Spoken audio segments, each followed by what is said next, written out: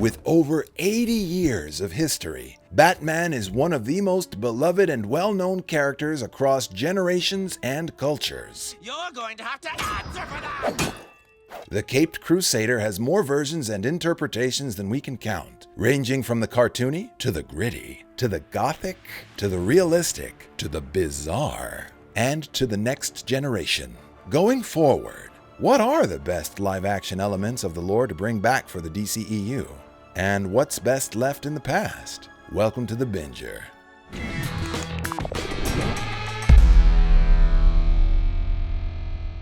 5. Leave behind bat nipples. This one is pretty self-explanatory. No more bat nipples. Thank you. 5. Bring back Robin. In the live-action films, we haven't seen the boy wonder on screen for a hot minute now. We had Joseph Gordon-Levitt's John Blake in The Dark Knight Rises, who hadn't donned his tights yet. There was Chris O'Donnell's Dick Grayson in Batman Forever and Batman and Robin. And then there was old-school Burt Ward, who fought alongside Adam West in the 1960s. Since in a lot of versions Batman has no children, it'd be nice to see that fatherly side of him come out. It'd be a welcome shift from the justice-dispensing rage he dishes out, as well as a break from the despair he feels because he will never, ever be able to fully avenge his parents. Psychologically speaking, vengeance rarely brings the catharsis we hope for. Yeah. That's very insightful, Harley Quinn. Seeing him give the love he never got to get in those formative years from his own father could endear the character to us even more. On top of that, it would also give Alfred the surrogate grandchild we are sure he always wanted. 4. Leave behind cartoonish villains. Don't get us wrong. Having a half of a face would make us a little strange too. But we don't want to see over-the-top villains. We want to see larger-than-life villains. It's not about what I want. It's about what's fair!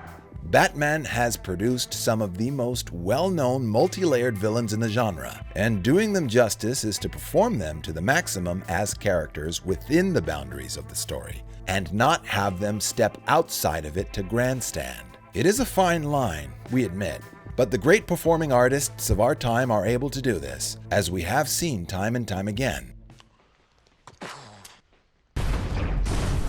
We expect greatness on that front, because as an audience, we're too wise. We've seen the light, and we need to move onwards and upwards from that, if that's even possible. And we know for sure we definitely do not ever want to see anything like this again.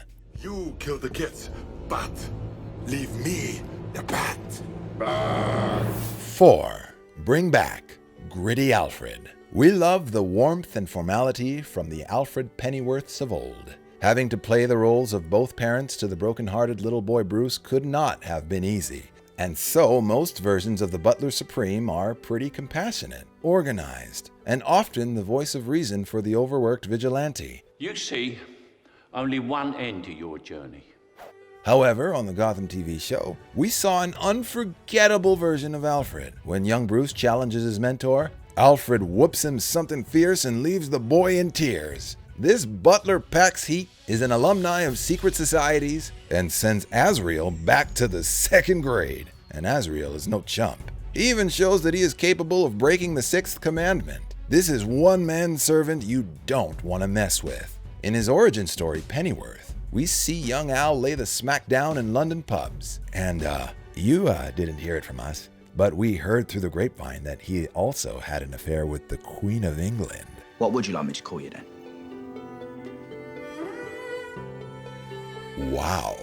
We also saw this tough version of Alfred at the Wayne Manor gates, when he stares down the future world's most dangerous man, Arthur Fleck, in Joker. Just go.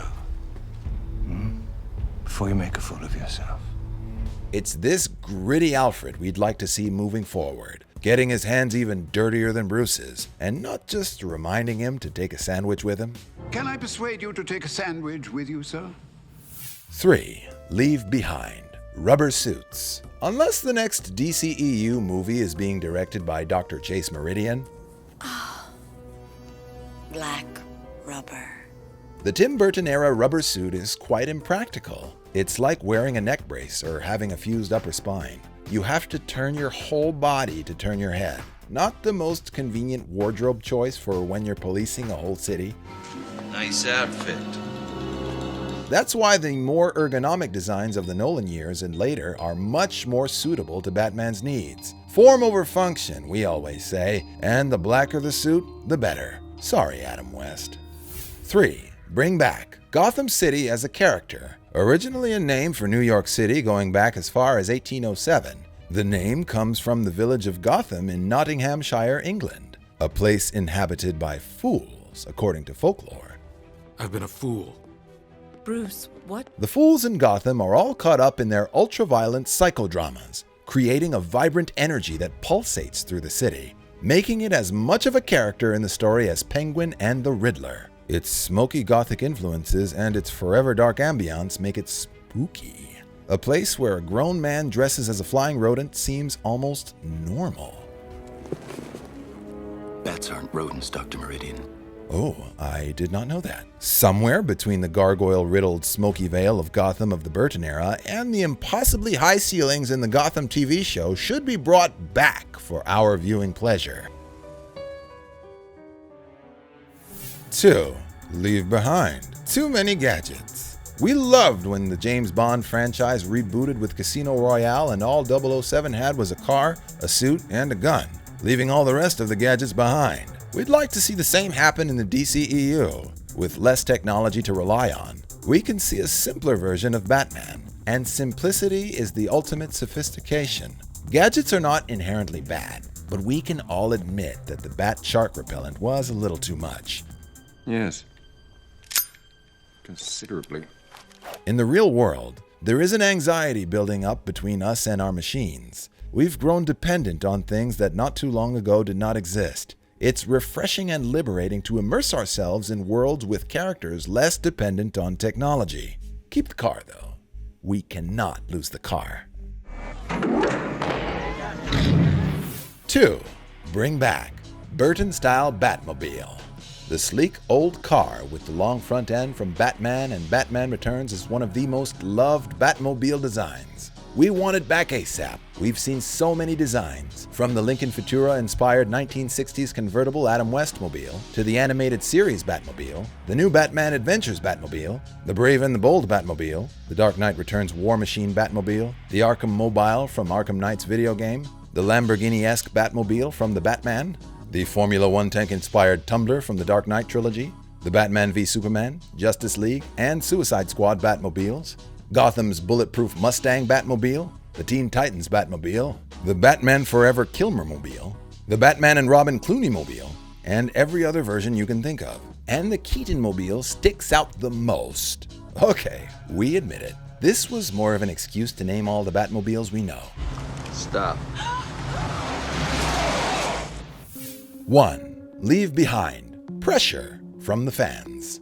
Creative control of the Batman. It's something that sounds wonderful, but too many cooks in the kitchen can lead up to a disaster. We, the fanboy and fangirl people, have to leave some space so that real creativity can take place. If we put too much pressure because we want everything to be done our way, we scare off the top-tier writers, directors, and actors. We don't want our favorite stories to become burdens and then a horrible relief for the cast and crew when they're done with the projects. James Mangold, director of 2017's Logan, echoes this in one of his tweets. At the point when work, writing, and directing big franchises has become the emotional equivalent of writing a new chapter of the Bible, with the probable danger of being stoned and being called a blasphemer, then a lot of bolder minds are gonna leave these films to hacks and corporate boards. We've had a lot of great Batmans and even greater Jokers, and if we want more groundbreaking Batman-related content, we have to let it happen and not peer pressure them into making our version. Here's to crime. 1. Bring back magic. We love the supernatural, the strange, the unexplainable.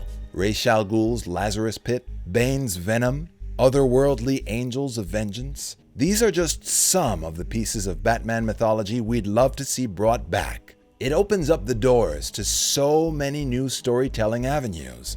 Like when Jason Todd's Robin is resurrected but is never the same in Under the Red Hood? Or when Gotham City and Transylvania's worlds cross over and we see vampire lore and Batman vs. Dracula? In The Mystery of Christmas Lost, illusionist Dr. Tsinsin used his otherworldly mind-bending powers to get Batman to fight an imaginary bear and a Christmas tree. Okay, maybe that last one goes a little too far, but you get what we mean.